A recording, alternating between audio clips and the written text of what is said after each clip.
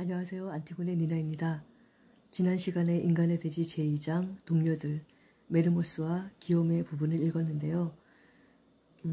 기요메에 대한 부분이 제가 좀 너무 감동을 받다 보니 흥분이 많이 되었었어요. 그래서 그 녹음된 걸 여러 차례 들어보았는데 마음에 들지 않아서 기요메 부분만 다시 읽어볼까 합니다. 다시 기요메 읽어보겠습니다. 기요메, 자네에 대해 몇 마디 하려 하네. 하지만 자네의 용기나 직업적 자질을 지나치게 강조해서 자네를 불편하게 하는 일은 없을 걸세. 자네가 겪은 가장 멋진 모험에 대해 이야기하면서 나는 좀 다른 것을 그려보고자 하네. 아무런 이름도 붙일 수 없는 그런 자질이 있어. 진중함이라고 부를 수 있을지 모르겠지만 이 단어만으로는 부족하지. 왜냐하면 내가 말하려는 그 자질 속에는 더없이 명랑한 쾌활함도 있거든. 그건 자기가 다듬을 나무토막을 자신과 동등한 존재로 마주하고 앉아서 이리저리 더듬고 헤아려 보는 목수가 지닌 바로 그 자질이네. 그런 목수는 나무토막을 하찮게 다루는 것이 아니라 정성을 다하는 법이지. 기요메, 언젠가 자네가 겪은 모험을 칭송하는 글을 읽은 적이 있는데 거기에 나오는 부정확한 이미지가 나는 영 마음에 들지 않았네. 자네가 마치 파리 불황아식에 걸걸한 농담이나 던지는 모습으로 그려졌거든. 죽을지도 모르는 최악의 위험에 맞선 용기가 중학생들의 빈정거리는 말장난에 불과한 것처럼 말일세. 그 글에서 자네 모습은 찾아볼 수가 없었네. 기요메, 자네는 적에 맞서기 전에 그들을 조롱거리로 만들 필요를 느끼지 않거든. 지독한 폭풍우를 만나면 자네는 그저 지독한 폭풍우로군 하고 판단을 내릴 뿐이지. 자네는 폭풍우를 있는 그대로 받아들이고 헤아려 본다네. 기요메, 여기서 나는 자네에 대한 증언을 하고자 하네. 어느 겨울 안데스 산맥을 횡단하던 자네가 행방불명된 지 50시간이 지난 때였지. 파타고니아 남단에서 돌아오던 나는 멘도사에서 동료 들레와 합류했네. 우리 두 사람은 닷새 동안 비행기로 첩첩산중을 뒤지고 다녔지만 아무것도 찾아내지 못했네. 우리 비행기 2대로는 턱없이 부족했지. 100개의 비행 중대가 100년 동안 비행한다 해도 능선 높이가 7,000m에 이르는 그 거대한 산악지대를 다 탐색할 수는 없을 것 같았네. 우리는 모든 희망을 잃었지. 밀수업자도 단돈 5프랑의 살인을 서슴지 않는 강도들마저도 안데스 산줄기나 임시 대피소에 가보기를 거절했네. 그러면서 이렇게 말하더군. 가면 거기에서 죽을 수도 있어요. 겨울에 안데스 산맥은 사람을 놔주는 법이 없거든요. 들레와 내가 산티아고에 착륙하니 칠레 산무관들 역시 우리한테 탐색을 포기하라고 충고하더군. 지금은 겨울입니다. 추락한 여러분 동료가 만에 하나 살아남았다 해도 간밤을 넘기지 못했을 겁니다. 저 위에서는 밤이 내리면 사람이 꽁꽁 얼어붙고 만다고요. 그런 후에 내가 다시 안데스 산맥으로 탐색 비행을 떠났을 때에는 자네를 구조하러 찾아 헤매는 것이 아니라 눈으로 된 성당에서 고요히 자네 시체를 지키는 것 같은 느낌이었지. 그러다 7일째 되는 날 탐색을 잠시 멈추고 멘도사의 식당에서 점심을 먹고 있는데 누가 문을 열고 들어와서 소리를 질렀네. 그저 이렇게 말했지. 기요메가 살아있다.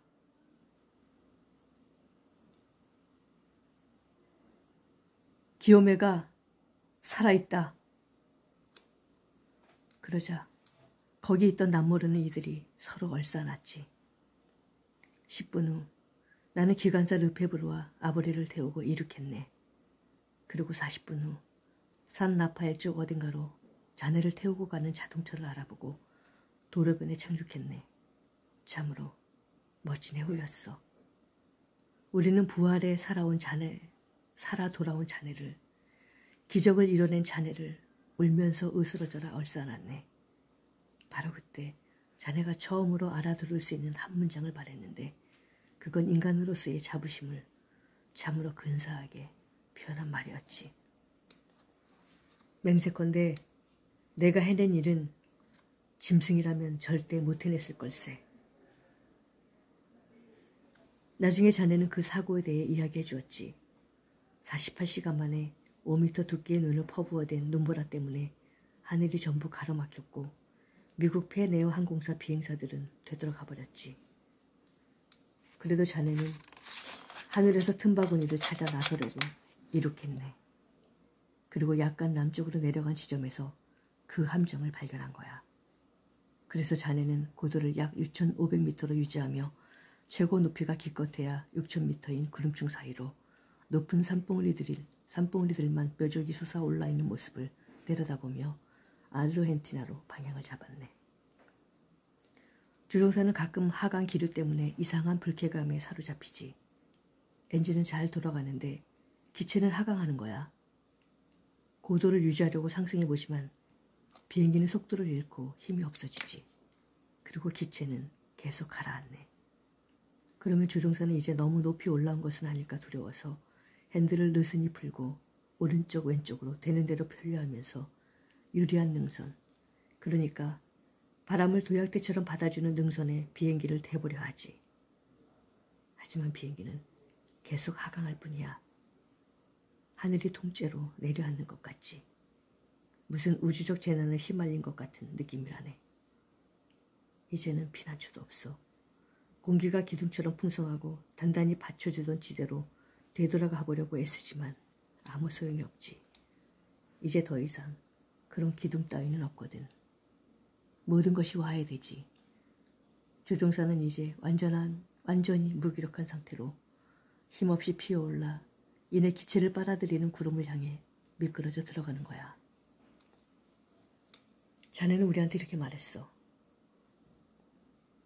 이미 꼼짝없이 걸려든 거나 마찬가지였는데 그래도 나는 그걸 확실할 수 없었어. 안정적으로 보이는 구름 위에서 하강 기류를 만나기로 하는데 말이지. 사실 그 구름이 안정적으로 보이는 건 같은 고도에서 구름이 계속해서 흩어졌다 합쳐진다는 간단한 이유 때문이거든. 고산지대에서는 모든 게 어찌나 이상한지. 그 얼마나 대단한 구름인가. 걸려들자마자 조종관을 놓고 밖으로 튕겨나가지 않으려고 의자를 꼭 붙들었네. 진동이 얼마나 심하던지 벨트 때문에 어깨에 상처가 났고 하마터면 어깨가 작살날 뻔했네. 게다가 성에가 껴서 전혀 시야를 확보할 수가 없었어.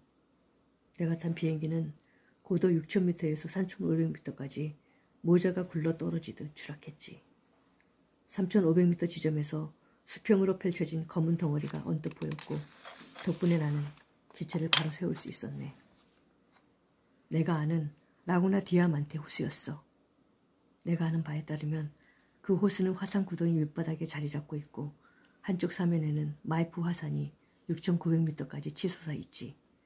구름에서는 벗어났지만 무섭게 몰아치는 눈보라 때문에 여전히 앞이 보이지 않았어. 그 화산 구덩이 안에 어느 벽에 충돌하지 않는 한 호수에서 벗어날 수 없었지. 그래서 30m 고도를 유지하면서 휘발유가 떨어질 때까지 호수 둘레를 선회했어. 2시간을 그런 식으로 버티다가 착륙했는데 기체가 그만 뒤집히고 말았지. 게다가 비행기에서 내릴 때 돌풍이 몰아치는 바람에 나는 뒤로 넘어졌어. 2 발로 간신히 버티고서니 또다시 돌풍이 불어와 넘어졌지. 그래서 할 수 없이 기체 아래로 기어들어가 눈 구덩이를 파야 했네. 거기에서 우표물 가방을 뒤집어 쓰고 48시간 동안 기다렸지. 그런 후 돌풍이 가라앉자 나는 걷기 시작했어. 4박 5일을 걸었지. 그런데 기욤에 그때 자네 본래 모습이 얼마나 남아있던가. 물론 자네를 알아볼 수는 있었지만 검게 타고 뻣뻣해져서 늙은 할멈 마냥 왜소해진 모습이 아니었던가. 바로 그날 저녁 나는 자네를 비행기에 태워 멘도사로 데려갔고 그곳에서 자네는 마치 연고처럼 자네를 감싸주는 하얀 침대 속으로 파고들었지. 하지만 그것만으로 자네의 상처를 치료할 수는 없었네. 자네는 녹초가 된 몸으로 연신 뒤척였지만 그 육신을 잠재울 수 없었네. 자네의 몸은 암석과 눈을 잊지 못하고 있었네. 그것들이 자네 몸에 흔적을 남겼지. 여기저기 상처 있고 녹익은 과일처럼 검게 부풀어 오른 자네의 얼굴을 천천히 바라보았네. 추하고 처참해진 자네는 이제 노동을 위한 그 아름다운 도구인 손발도 제대로 사용하지 못할 지경이었네. 자네의 손은 마비됐고 침대가에 걸터 앉은 자네의 동상 걸린 발은 죽은 쥐처럼 매달려 있었지. 자네는 아직 여정을 마친 것이 아니었네. 여전히 숨을 헐떡이고 있었고 마음의 안정을 찾느라 돌아누울 때면 억누를 수 없는 영상들이 마치 무대 뒤에서 초조히 대기하고 있었던 것처럼 줄줄이 등장해 자네 머릿속을 지나가곤 했지. 그러면 자네는 잿더미 속에서 되살아나는 적들에 대항해 다시 무수한 싸움을 벌였지. 나는 자네에게 탕약을 부어주었네. 이거 좀 마셔. 내가 가장 놀랐던 건 말이지. 자네가 알지 모르겠네만 승리했지만 어쩌마자 크게 상처 입은 건투선수인 자네는 자신이 겪은 기묘한 모험을 조금씩 풀어놓았지. 자네가 밤중에 털어놓은 이야기에 나는 영하 40도의 추위에 피켈도 밧줄도 식량도 없이 발과 무릎과 손에서 피를 흘리며 4,500m 높이의 언덕을 기어오르고 깎아지른 암벽을 따라 앞으로 나아가는 자네의 모습을 얼핏 볼 수 있었네. 자네는 피와 힘과 이성을 서서히 잃어갔고 장애물을 피하려고 왔던 길을 되돌아갔고 쓰러지면 다시 일어섰고 한길 낭떠러지 비탈을 기어 올라갔네. 잠시라도 눈침대 위에 누우면 다시는 깨어나지 못할까봐 쉬지 않고 개미처럼 고집스럽게 앞으로 나아갔지. 정말이지 미끄러지면 재빨리 몸을 일으켜 세워야 했네. 몸이 돌덩이처럼 굳어버리지 않게 하려고 말일세. 주인은 시시각각 자네 몸을 화석처럼 굳혔고 넘어져 고작 1분을 쉬었을 뿐인데도 다시 일어나려면 죽어버린 근육을 움직이려 온 힘을 다해야 했네. 자네는 유혹에 저항했어. 자네는 이렇게 말했지. 눈 속에서는 생존 본능을 잃어버려 이틀, 사흘, 나흘째 걷고 나면 그저 잠들고만 싶지. 나도 그러고 싶었어. 하지만 이렇게 되뇌었지. 아내는 내가 살아있다고, 내가 걷고 있다고 믿을 거다. 동료들은 내가 걷고 있다고 믿고 있다. 그 사람들이 모두 나를 믿고 있어. 그러니 걷지 않으면 난 개자식이다.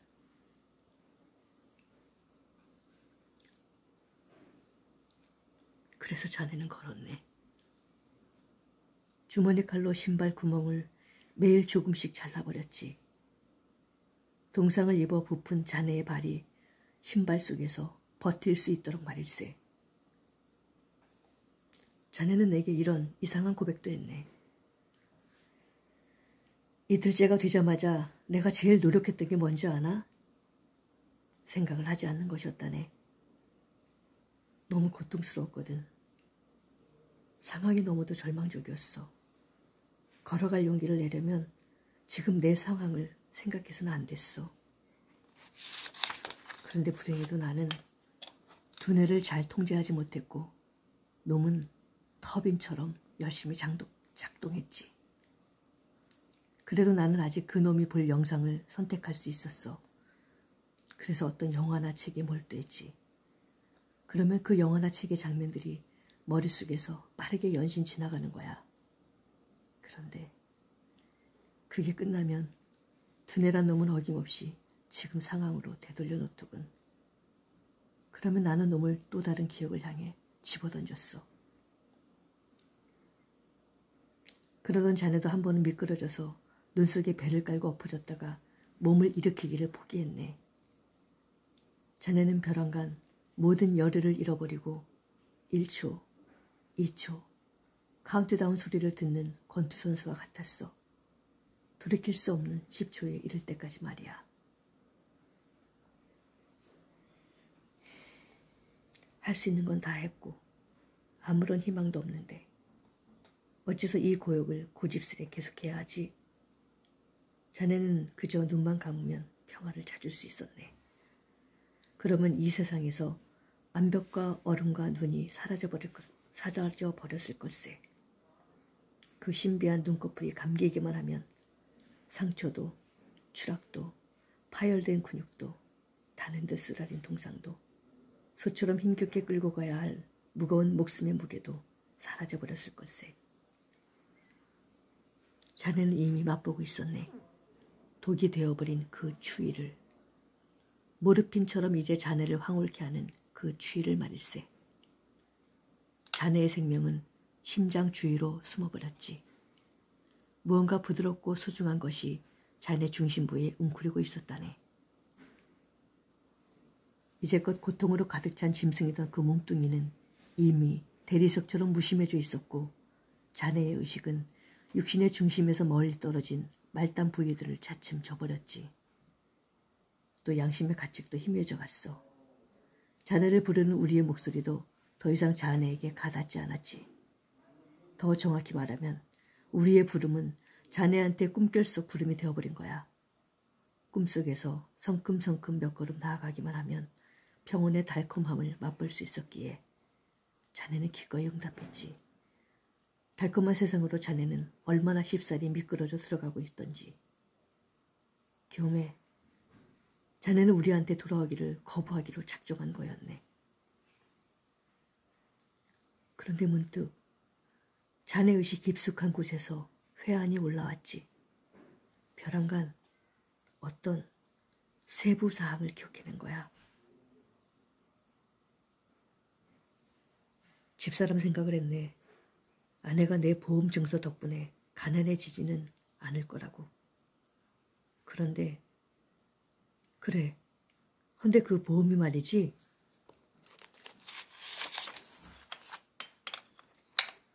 사람이 실종되면 법적 사망 판정은 4년 후에나 내려지지.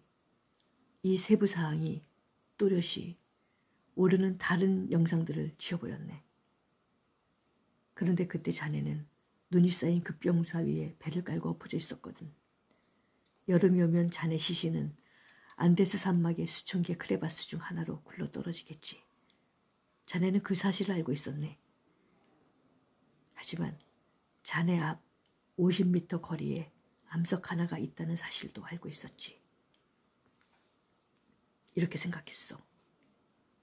지금 일어서면 그 암석까지 갈 수 있을 거라고. 그 돌에 내 몸을 기대어 두면 여름이 왔을 때 시신을 찾아낼 거라고 말이야.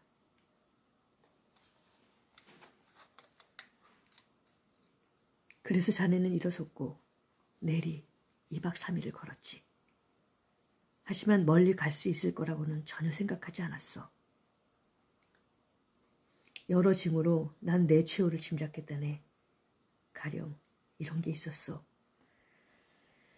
대략 2시간마다 쉬어야만 했어. 신발을 좀 더 잘라 벌리거나 부어오른 발을 눈으로 문지르거나 그저 숨을 좀 돌리려고 말이지. 그런데 마지막 며칠 동안은 기억이 깜빡깜빡하더라고. 쉬었다가 다시 걷기 시작한 지 한참 됐는데 퍼뜩 이런 생각이 드는 거야. 쉴 때마다 무언가 하나씩 잃어버리고 있다고.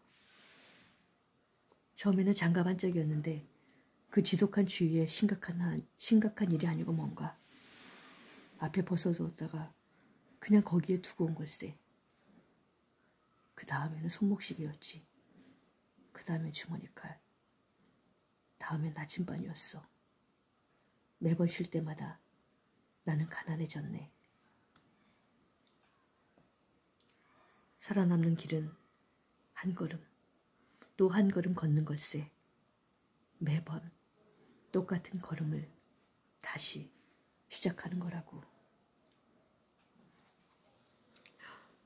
맹세컨대 내가 해낸 일은 짐승이라면 절대 못 해냈을 걸세. 내가 이제껏 들어본 말 중에서 가장 고귀한 이 한마디. 인간을 인간이게 하고 인간을 칭송하고 진정한 서열을 매겨주는 이 말이 기억나네. 마침내 자네는 잠들었지. 의식은 잠들었지만 자네가 깨어날 때면 이 파괴되고 쪼그라들고 시커멓게 타들어간 육신으로부터 되살아난 의식이 다시금 육신을 지배하게 되겠지. 그러면 육신은 좋은 도구, 그 이상도 이하도 아닌 단순한 하인에 불과하게 되는 거야. 그런데 기욤에 자네는 그 좋은 도구에 대한 자부심을 표현할 줄도 알았네.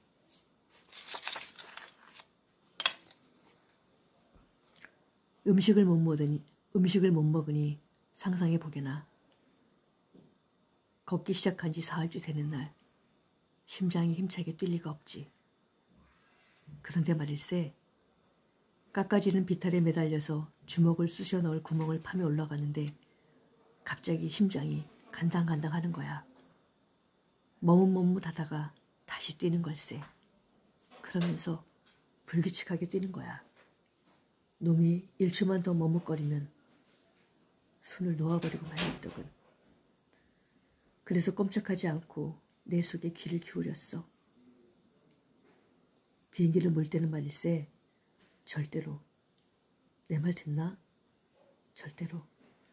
그 몇 분 동안 심장에 매달려 있듯 엔진에 그렇게 가까이 매달려 있다고 느낀 적은 없었네. 난 내 심장한테 말했지. 자, 조금만 힘내. 좀 더 뛰어보라니까. 그런데 놈이 아주 고품질 심장이었단 말이지.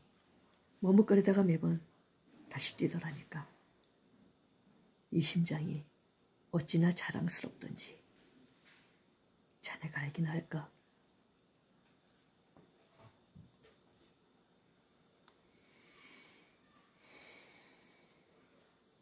멘도사의 침실에서 내가 곁을 지키는 가운데 자네는 가쁜 숨을 몰아쉬며 마침내 잠이 들었네. 그때 나는 생각했지. 만일 사람들이 기움에 들어 용감하다고 말한다면 정작 본인은 어깨를 으쓱할 거다. 그걸 보며 그가 겸손하다고 칭찬한다면 그건 또 그를 왜곡하는 일이다. 기욤에는 그런 시시한 미덕 따위에는 초월해 있다. 그가 어깨를 으쓱하는 것은 지혜롭기 때문이다. 기욤에는 사람이 일단 어떤 일에 휘말리게 되면 더 이상 그 일을 두려워하지 않게 된다는 사실을 알고 있다. 미지의 존재만이 사람을 공포에 빠뜨린다. 일단 어떤 일에 맞서기만 하면 그 사람에게 그 일은 더 이상 미지의 존재가 아니다. 통찰력을 갖고 심각하게 그 일을 바라보는 경우에는 더더욱 말이다. 기욤의 용기는 무엇보다 그의 올곧은 성품에서 나온다. 하지만 그의 진정한 미덕은 여기에 있는 것이 아니다. 그의 위대함은 스스로에게 책임이 있다고 느끼는 데 있다. 자기 자신에 대해, 우편물에 대해, 희망을 잃지 않는 동료들에 대한 책임 말이다. 그는 그 사람들의 고통 또는 기쁨을 자기 손 안에 쥐고 있다. 그는 저기 살아있는 자들의 세상에서 새로이 구축되는 것들에 대해 책임이 있으며 그 일을 함께 해야 한다. 자신이 하는 일 안에서 인간의 운명에 일말의 책임이 있는 것이다. 기욤에는 자신의 잎사귀로 넓은 지평선을 가려주는 임무를 기꺼이 떠맡은 도량 넓은 존재이다. 인간답다는 것은 바로 책임을 진다는 것이다. 그것은 자신과 상관없어 보이는 비참함 앞에서 부끄러움을 느끼는 것이다. 또 동료들이 거둔 승리를 자랑스럽게 여기는 일이다. 그것은 자기 돌멩이 하나를 보태면서 세상을 건설하는 데 기여한다고 느끼는 것이다. 보통 위와 같은 사람을 투우사나 도박꾼과 혼동하곤 한다. 사람들은 투우사나 도박꾼이 죽음에 연연하지 않는다며 칭송한다. 하지만 나는 죽음을 우습게 여기는 태도를 비웃는다. 자신이 받아들인 책임에 뿌리를 받고 있지 않으면서 죽음을 경멸하는 것은 초라함 또는 치기 어린 열정일 뿐이다. 알고 지내던 청년 하나가 자살을 했다. 대체 무슨 사랑의 슬픔 때문에 그래도 정성스레 심장에 총 한 발을 쏘았는지 모르겠다. 흰 장갑까지 끼고서. 어떤 문학사주에 홀려 그렇게 굴복하고 말았는지는 모르겠지만 이 슬픈 과시행동을 보고서 고상하다기보다는 초라하다는 인상을 받았던 기억이 난다. 그 사랑스러운 얼굴 뒤에 머릿속에는 아무것도 없었다. 아무것도 말이다. 다른 소녀들과 다르지 않은 한 어리석은 소녀의 모습이었을까. 이 초라한 운명을 마주하면서 진정한 한 인간의 죽음이 떠올랐다. 어느 정원사의 죽음이었다. 그 정원사는 내게 이렇게 말하곤 했다. 아시겠소? 삽질을 할 때면 땀이 나지요. 류머티즘 때문에 다리가 뻐근했고 이 노예 짓거리에 욕이 나옵디다. 그런데 이제는 땅에서 그 삽질을 하고 싶소. 삽질하는 게 얼마나 좋아 보이는지. 난 삽질할 때면 그렇게 자유로울 수가 없단 말이오. 게다가 이제 누가 내 나무들을 손질해 주겠소. 그는 땅 한떼기를 황무지로 남기고 갔다. 그는 한 행성을 황무지로 버려두고 간 것이다. 그는 대지의 모든 땅, 모든 나무와 사랑으로 연결되어 있었다. 그 정원사야말로 너그러운 자, 아낌없이 베푸는 자, 위대한 영주였다. 자기 창조물의 이름을 걸고 죽음에 맞서 싸운 그 정원사야말로 교회처럼 진정, 용기 있는 자였다. 고맙습니다.